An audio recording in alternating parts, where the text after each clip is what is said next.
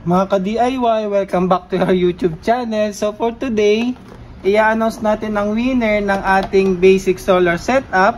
Ito nga pala yung ating battery, yung ginawa rin natin dito sa ating channel. Modified sine wave na inverter, at saka yung ating charge controller. At syempre yung solar panel, kaso wala ako dito, ipapadala ko na lang kung sino man yung mananalo. At saka i-announce din natin yung winner natin ng ating secure spot welder, mga ka-DIY. So ayan siya. Oops, yung ilaw. So yung battery niyan ay nasa loob kasama ng mga ka-DIY sa mananalo. So goods na goods po yan. Maraming salamat po sa mga sumali. Siya nga pala mga ka-DIY, nagtataka kayo, ang tagal nating walang upload. So naging busy po kasi tayo mga ka-DIY. Ito ay papakita ko sa inyo ang ginawa natin.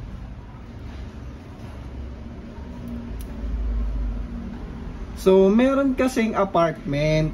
So ayan o, nakikita nyo ba? Yung apartment na yan mga ka-DIY, tayo po ang gumawa ng electrical niyan. So medyo na busy po tayo kasi medyo matagal pala maggawa ng electrical, maglinya. 4 na units kasi yan. So lahat yan, nilinyahan ko yung ilaw tsaka outlet. So goods na mga ka-DIY. So hindi ko lang nagawa ng video kasi grabe yung pagod ko nga, hindi ko na naasikaso. So ayun, first time ko lang kasi mga ka-DIY, pero okay lang naman kasi may knowledge naman tayo sa kuryente. So ayun, goods, yun lang yung live update ko sa inyo. Tsaka nagpahinga din muna tayo sa YouTube mga ka-DIY. So ayun, sana wag kayo magsasawa, manood pa rin kayo sa ating YouTube channel kasi abangan nyo, marami pa tayong gagawing mga video. Kagaya nito, meron pa tayo ditong power inverter, 4,000 watts daw. At meron pa tayong MPPT charge controller. So ayan, sneak peek mga ka-DIY. So gawa natin ng video yung mga yan. At saka meron pa ako dito panibagong BMS, pang motor daw talaga to mga ka-DIY. So susubukan natin gumawa ng panibago gamit itong BMS na to. So maganda, may thermal sensor siya, no? May, ayan, ito. Para kung mag-init man yung battery, magka-cut off yung ating BMS. So ayan, no? Tapos parang may silicone coating siya, no? Para waterproof yung ating battery. So gagawa natin ng video yan mga ka-DIY.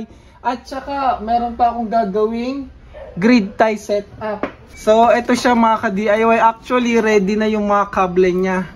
Pre-assembled na. O tingnan nyo, nag-alikabukin na nga.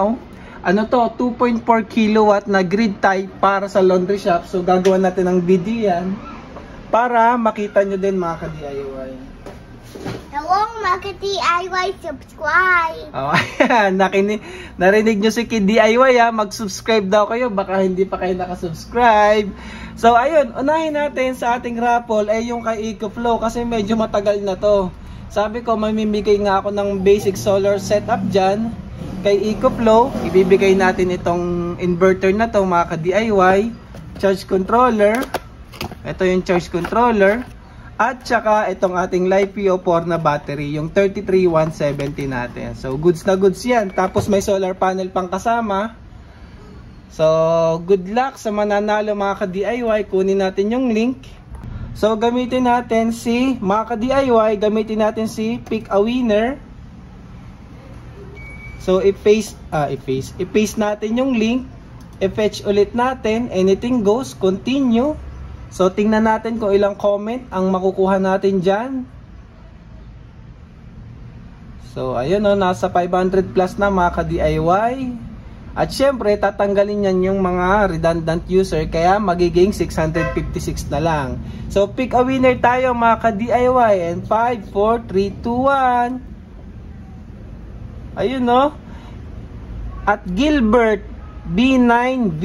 So ayun, EcoFlow River Tree Max Plus. Congratulations po. Screenshot natin yan. Nanalo ka po Sir Gilbert. So message nyo lang po kami sa Shopee para may padala namin sa inyo itong ating basic solar setup component. Ayun, battery, inverter, charge controller, at saka yung 30 watts na solar panel. So ayun, close natin yan.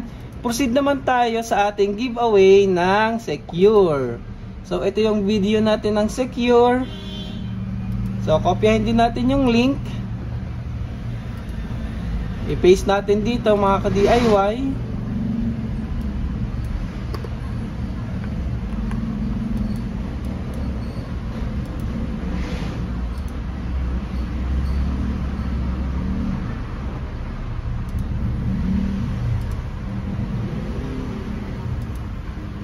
So, paste natin, fetch natin. Ilan kaya? Anything goes.